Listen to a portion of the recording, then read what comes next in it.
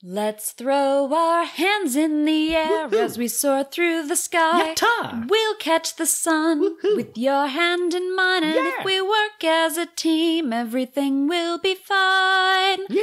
Oh, it's Cure of the What Now? Let's henshin and start the show.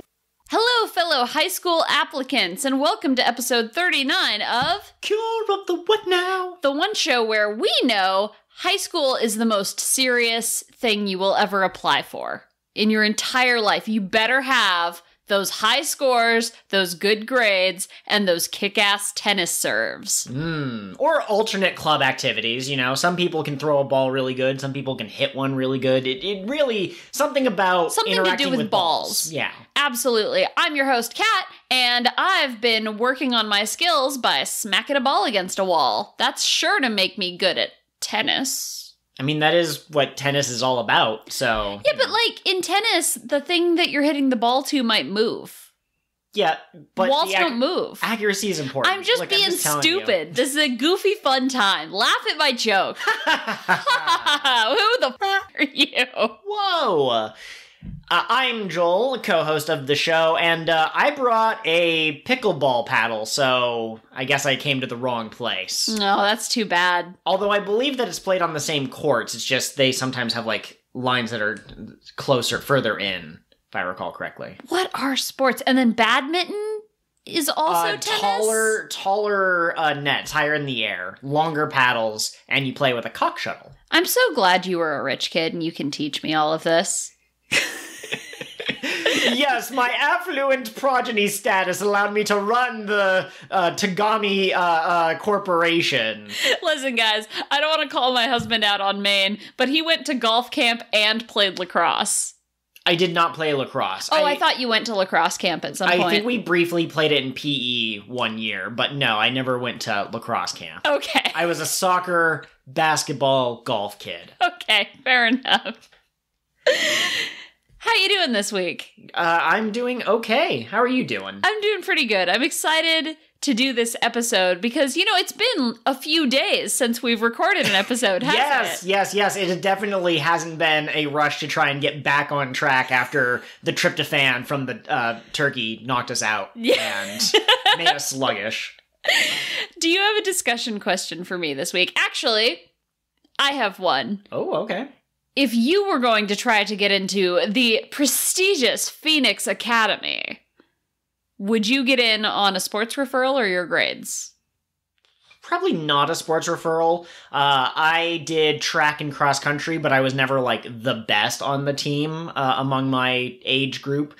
So I think that I would probably try to get in via grades. I was an honor student, so I took a lot of the AP classes and stuff. I like to think I could get in on a debate referral, but... I don't think you're that good at debate.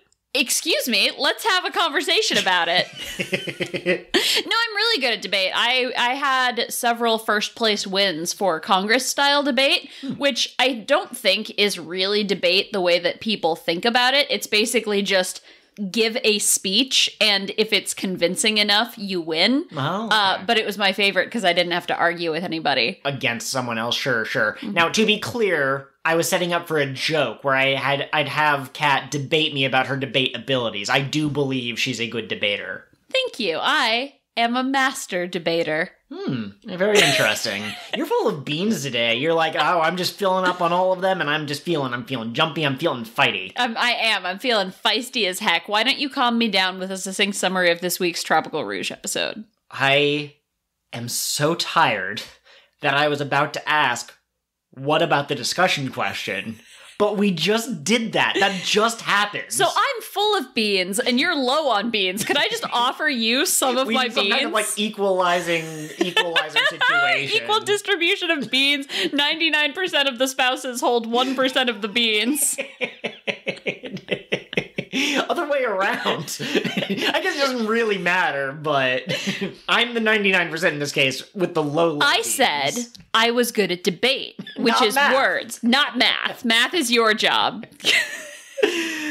Excellent. Fun fact for today. Did you know that the difference between any two squares is always odd, and it's always the next odd sequence? So 1 minus 0 is 1, and 4 minus 1 is 3, and 9 minus 4 is 5, so on and so forth. That's amazing. Yeah. Okay. Succinct summary for Tropical Rouge. But what about the discussion question? 38. I think we did one. We talked about who's bringing what to Thanksgiving. Where are the beans? Asuka, I think, is bringing the beans, because I think that... Okay. Episode 38 of Tropical Rouge is about a tennis match. That's it. That's all. Really. So Asuka is graduating, and she always wanted to go to a prestigious high school called Phoenix Academy. Phoenix Academy allows one student in on basically a tennis scholarship, and Asuka really wanted to get in. Her grades weren't good enough, so she needed that scholarship, but the scholarship was given to... I called her the wrong thing in last week's episode, but... Shiro. Yuki Shiro. No, it's not Yuki Shiro. It's something else. It's Shiratori. It's White Bird. It's not... Oh, it's Yuriko Shiratori. Yes. Yeah. Why? Why wrong? Well, because the other name that I came up with off the top of my head, I think might be Honoka's last name, or it might be similar enough that my brain mixed them. Anyways, Shiratori has gotten this scholarship, this recommendation. Can I throw something out there just really quick? This is not going to be succinct. Go ahead. Her name is on our docket. It is, and yet I don't have it open. Why do I even have the docket? Why do we even have this docket? All right, let me start again. Episode 38, Tropical Rouge. Asuka wants to get into a specific high school. It has a high bar of entry. There's a recommendation process, but only one person can get it. Currently, Shiratori has that recommendation, but Shiratori wants to settle things between them, quote unquote, which is secret slang for, we broke up and we're still harboring feelings about it. Let's settle it over a game of tennis. So they play tennis, and Asuka is really, really good, but then a yarane-da shows up, and Asuka's like, I believe in my teammates, so I have to go help them, and Shiratori is like, are you the PreCure? And Asuka goes, can't hear you, bye! And then they fight the crab monster, and then they save the day. Shiratori still has the recommendation, and Asuka has now decided that she's going to dedicate herself to studying so she can get in on her grades alone.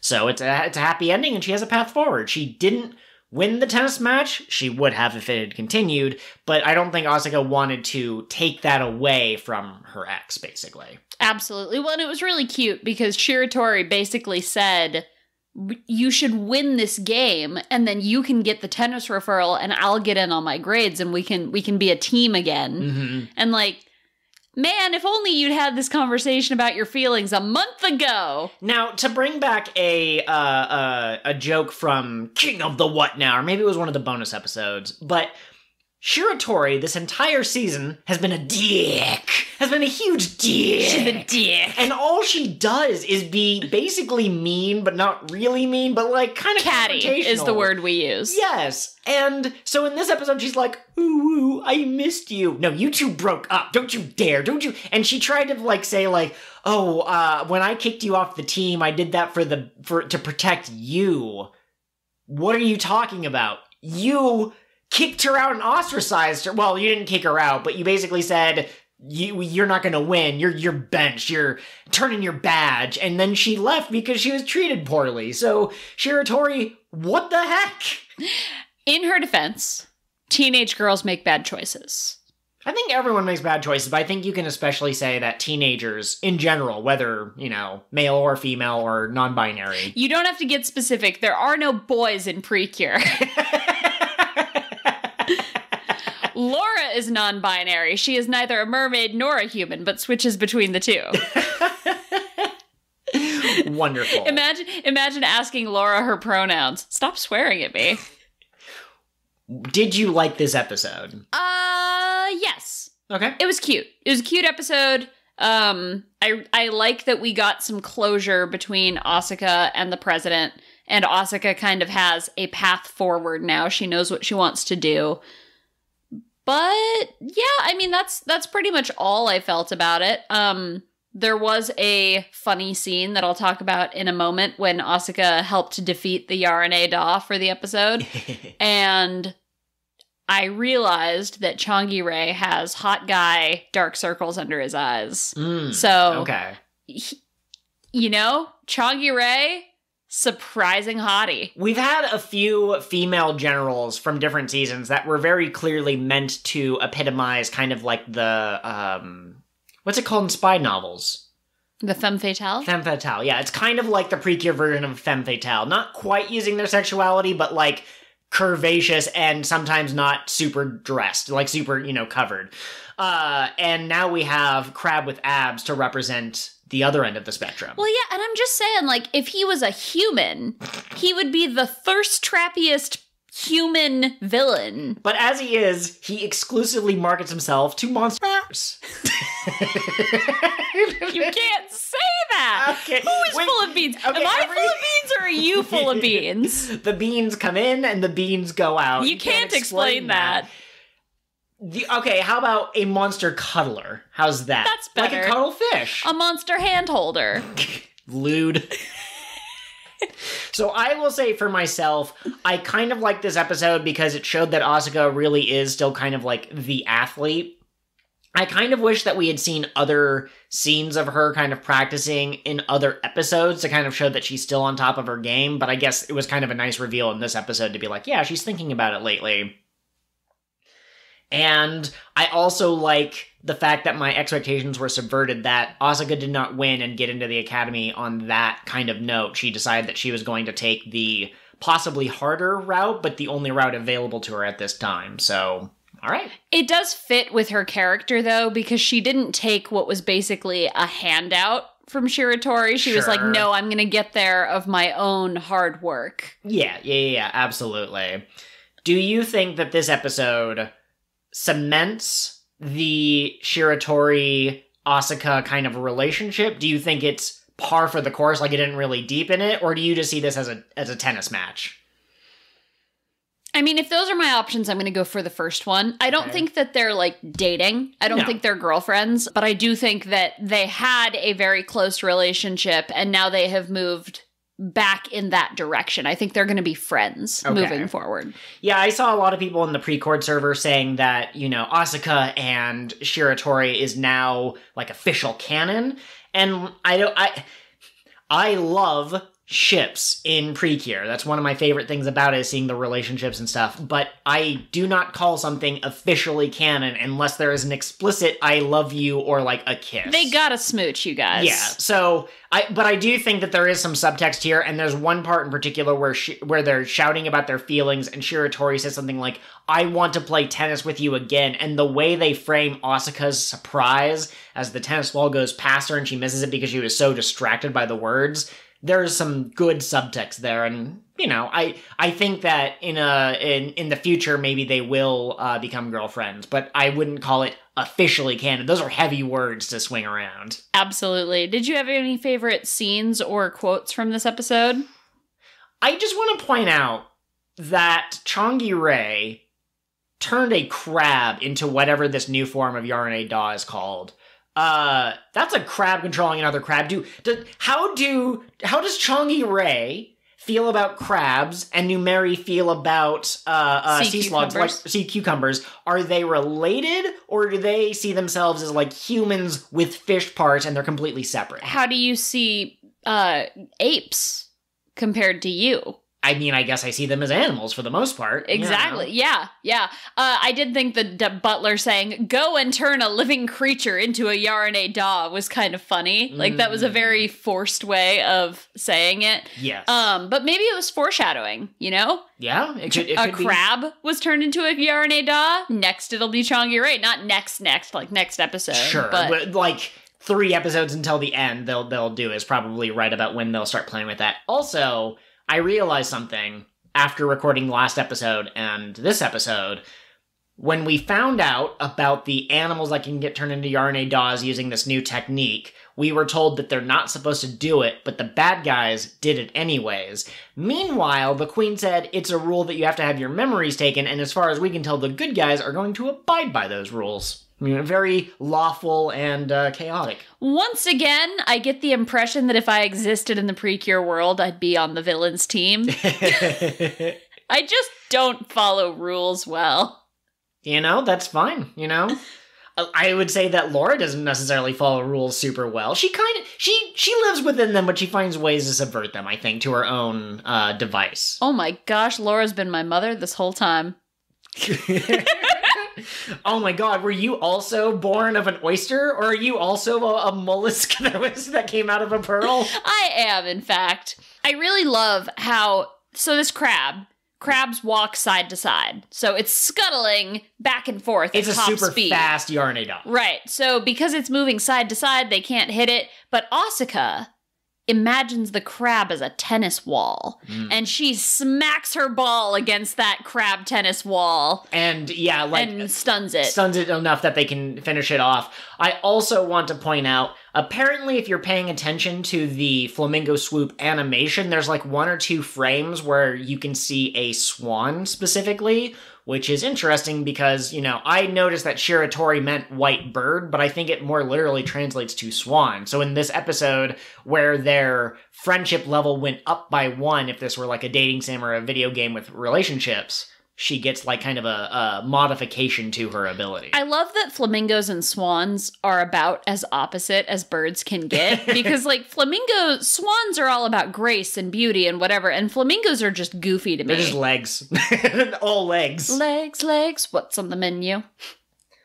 Also, I have a cat sitting on my lap, and I love her so very much. That's not something you liked about the episode. That's just a true fact right now. That's just a true fact. She's being real cuddly. We have 3 cats, and one of them is kind of a lump, and if you put her in your lap, she'll sit there and she'll purr. One of them is cuddly on his terms, mostly when he's hungry, and one of them seems to exclusively want cuddles when we're in rooms she's not allowed to be in. Yeah. Absolutely. She's a one-on-one cat. She would prefer that she were the only pet in the household, and she'd prefer that you only pet her when it's exactly the right time for it. Otherwise, leave her alone. She and I have that in common.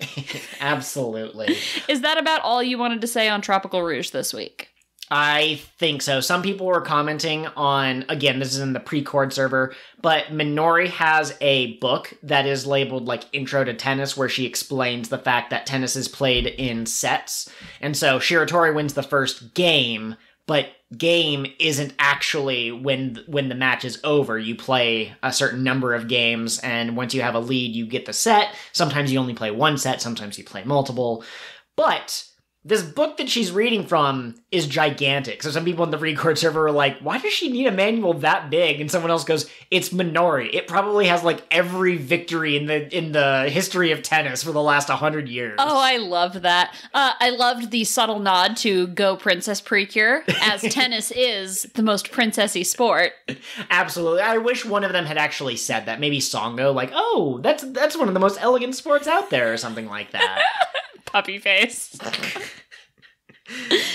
Moving on, we didn't watch any fresh, but we did watch Futari Wa episode 39, and I am going to go for the record for succinctest summary. There was a wedding. 4 words, I did it. I'm really proud of you, babe. You can apostrophize it. You can turn it into there's a wedding. So I don't know where you got the phrase nothing burger. You've been saying it a lot in the past week and a half. But this was a real nothing burger of an episode. Yeah, it didn't even have any mayo ketchup sauce on it. I don't know what people put on their burgers. I just like burger. I like nothing burgers. I think it's more like empty calories, like a burger made of just like really airy potato chips, Like it looks like it's a big meal, but then you eat it and you're like, I don't know, man. I'm not feeling it. So it turns out that Miss Masumi, I believe is her name, their homeroom teacher, is getting married. All of the girls decide that they want to work together to make a quilt for her. It's super cute. The bad guy shows up to ruin it because of course he does. And for one of the first times in Futari Wa's history, I actually felt a sense of, oh no, not the quilt! I cared that the bad guy was going to destroy it. They end up defeating him, not with Poloon's Super Rainbow Blast attack. I think it's PreCure Storm. They use their original attack, Marble Screw, but it's so much stronger because their feelings are on the line and they care so much about Miss Masumi. And that's the end of the episode. There's not really much that happens. It's focused on the teacher. And my only comment is that PreCure is really good at drawing cute teachers, you know? Yeah, the bad guys are getting closer to figuring out that maybe Poloon is important. The girl bad guy. Regine? Yeah. She says something. I wasn't sure if her name was Regine all the time, if it was only Regine when she was in her bad guy form. But she says something about there's a king and a queen, so why no little prince? And like obviously that refers to Poloon. And then the buff guy, David Bowie. Yes. David Bowie says, you know, can you guys even fight without your little friend helping you? So they know there's something going on. Yeah, absolutely. And I mean, I felt like they had already come pretty close to figuring it out last episode, but you know, pacing's a little wonky. We're almost getting there. I'm sure they'll realize it. Again, there's like that last 4-episode stretch where like things get real serious and the world's gonna be swallowed by darkness or whatever. So I'm interested to see where that goes. Absolutely, yeah. Other than that, I mean, I thought it was a cute episode. I liked all of the girls working on the quilt together, and Nagisa's mom taught her how to sew, and then she was like, look, I'm getting so much better, and she stands up and she sewed the thing to her skirt. So that was all very cute. The teacher coming in and being like, what are you all doing here after school hours? And their quilting materials are all out. And Nagisa blurts out the first thing that comes to mind. She goes, we're learning samba. And all the girls just start sambaing together. And it's clear that like none of them know what they're doing, but they have to keep up the charade. And then Miss Masumi leaves. And she's like, they were acting super weird. But that was an adorable scene. I really liked that. Absolutely.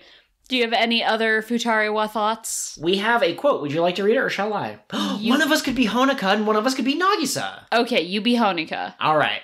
This is while they're fighting the guy. Just double-checked. His name is Juna. Isn't happiness what we build right here when we stand right now? That's right. We'll overcome that destiny and show you that we'll all find happiness. This was an interesting quote and an interesting debate between the girls and Juna. Because there is a certain sense, in some circles of philosophy, that, you know, eventually the universe is going to end, entropy is going to happen, and heat death is going to happen, and so nothing we do is permanent, technically. But there's other people who say that's okay, we can continue to find happiness in this life, even if it is finite. And so, like, I'm making deeper connections than I think the show was trying to make, or maybe it really was trying to go there, but I really liked this better than some of the other episodes where the bad guy goes, you believe in friendship? And the girls go, we believe in friendship! And then there's like a rainbow blast of friendship, and I'm like, okay, that's not really deep, I get it. Yeah, it really did feel like a powerful idea. And I think it's kind of one of those ideas that's at the core of this series, that you should always be striving for happiness, for what's important right now, and you should be protecting that for other people as well. Yeah, and you can't be passive in your life, you know? Like, I think everyone wants to live in a big house maybe or something. My point is, there are some people who I think kind of take the attitude that, like, things will just kind of happen, but you have to be a lot more active in seeking out what you want, and I think that's a good message. Absolutely. We didn't watch Fresh, as I said before. Do we want to promise that we will watch at least 2 for next episode, and if we watch more, we watch more? Yeah, for sure. I think I might go watch Fresh right now as soon as we finish this. Ooh, very nice, very nice. We now go to Tweets in a Bottle. We only have one set of Tropica thoughts from James. Wow, that was a good Prince of Tennis episode. So did they break up, or is the flame still flickering? So we talked about that a little bit earlier, insofar that I think, you know, they're going to be just friends moving forward, but they are friends, which is more than what they were early on in the season. Prince of Tennis is a classic anime that I have never seen. Is it like, if I watched it, would it be like battle shonen style? Is that the vibes? Or is it more low-key, closer to like traditional sports anime like Haikyuu? I couldn't tell you. I assume it's closer to Haikyuu. Like, I'm pretty sure that they don't have, like, the world-ending tennis serve or something like Kokoro no Basket, I think, is the one where there's a real-life basketball technique where, like, you quickly switch feet and it makes your opponent stumble if it's executed correctly. But in the anime, it's something like the Emperor's Eye, which makes all who look before him bow before their, you know, in humility or something like that. I think Prince of Tennis is more grounded, but I do think that it gets technical on, like, you know, how to apply backspin or serving techniques or that sort of thing. Awesome. So, yeah, that's basically all that I have to really say. Like I said, I support the Asuka Shiratori. God dang it. But I support that ship. I think you could do some interesting fanfic where, when Asuka left, that was essentially the breakup. But then in this episode, maybe they got back together or whatever. Or you could do some interesting fanfic where one of them is the other's birthday present. A magical... No. Something happens with the... I wanted to call them Dokutsu Zone, but the Witch of Delay's minions... And they basically create some kind of, child that needs to be watched over. And Shiratori and Asuka, for some reason, are, destiny bonded to this child, so they have to raise the child together. And that's, there's some subtext there. Yeah, and there's only one bed.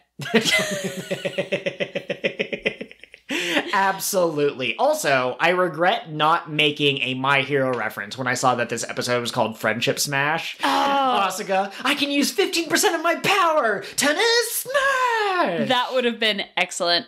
Now, next week's episode, I'm very excited for this episode, but also, didn't we already do this? Next week's episode is called Find It Where Sango Shines. Hey guys, are we talking about my favorite cure? It's Pete the Triceratops here. Oh, Pete, you really came out of nowhere, didn't you? Were you just lurking behind the chair this whole time? I've been sitting in the third chair. What are you talking about? I'm one of your beloved co-hosts of the show. I'm blind, Pete. Don't tell me you wrote me out of the show already. No, I just couldn't. Just because I'm my own spin-off podcast. Hootie, stop. What's the password? Shut it, Pete. No, so I do think that this will be a slightly different episode than the last one we got with Sango. So the last one was basically Sango deciding that she wants to, or has the courage to, walk the model walk. I think if I had to guess, because we're getting near the end of the series and Asuka's episode was already about graduation, Sango's not at graduation level yet, but I think that maybe she will start to apply to, intern at, a specific place. So it's less she knows what she wants to do and, a more concrete, specific thing that she's aiming for. Maybe there's a competition, and if she wins, she'll win 500 fun bucks or something. Oh, that'd be cool. Okay. Alternate theory. Sure. Okay, and bear with me here. Sango's mutant powers awaken. And it turns out that she has the power of the sun's radiation. So she emits a blinding glow. And if you stand too close to her, you go blind and also you get cancer. So they need to find a safe place for her to shine. They try to wrap her in tinfoil, but that just melts off of her. And so they're like, I don't know what we're going to do. I love that. I would love for Sango to be solar powered, and on rainy days she just kind of lays. She's a cat, basically. She turns into Sango the cat. I love that. And that has been your do final thought. Outro goes here. Thanks as always for listening, and don't forget to Tropica Shine. But make sure you find the safest place to do that. Don't give your friends cancer. And don't expect to defeat your enemies by giving them cancer. I've heard that it can be a pretty long process. So, pretty cute. What a shining episode of Cure of the What Now. Thanks for being our Nakama. Thank you as always for your support. If you could, very kindly, be sure to like or share this with any of your friends. Let them know that we're always open to suggestions or thoughts about any particular episode. And please take a moment to rate and review us on wherever you get our podcast from. Except for YouTube. You can't rate and review us on YouTube, but you can like and subscribe. Absolutely. If you like what we're doing, even just a comment that says keep up the great work is always helpful for brightening our day. Absolutely. Joel, where can our fine listeners find you if they want more of you? Absolutely. The best way to get in touch with us is to go onto Twitter and find us at KOTWN_pod. That's where we're most active. But of course, we also have a Gmail. That's KingOfTheWhatPod @gmail.com. You can also find me at Pirate Ghost Host. She is much more prolific than I am, but not all of her content is necessarily about the podcast, whereas the other one tries to focus more on the show. You like our sticker sheets? Joel's got sticker sheets for you. And that has been your Tropica outro. Do do do do. You'll be dancing with me today.